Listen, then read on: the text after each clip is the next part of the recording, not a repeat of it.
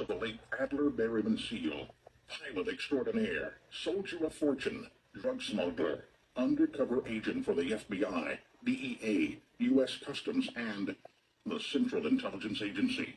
When a small backward state, Arkansas, became the epicenter of a CIA-like operation under the watchful eyes of then-Governor William Jefferson Clinton, designed to keep the American people in the dark about the unthinkable, that trafficking in cocaine is justified in the pursuit of national security and foreign policy. Lead us through this maze of deceit that was the brainchild of George Herbert Walker Bush. So what were Barry Seal's CIA-assigned tasks at Mena? First, the Contras needed guns. They would build the critical gun parts that, by law, produce a paper trail from the manufacturer to the end user. Only in this case, per CIA instructions, there would be no serial number stamped into the parts, and no documentation created to leave an embarrassing trail.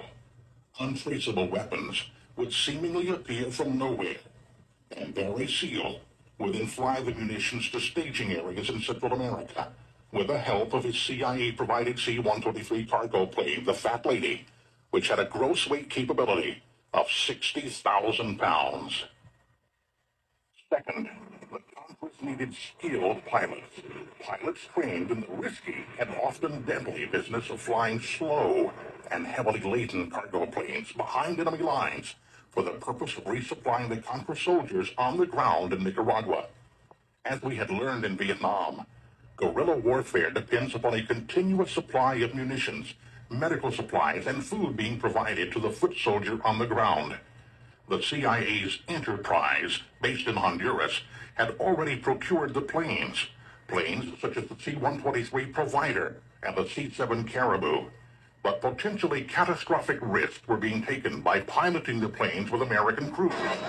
If an accident or a shoot-down did occur, the CIA would have built-in deniability if the planes were piloted by Nicaraguan nationals who were simply trying to liberate their country from the jaws of communism.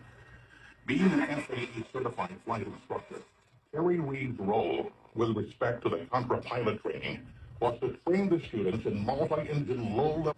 Third, Seal was tasked with flying the necessary cash back to Arkansas to sustain the operation. All of the sources of Seal's cash are not yet known. However, a large amount has been traced to the Drug Enforcement Administration in Florida. It appears the DEA was funding the Mena operation with cash seized during drug raids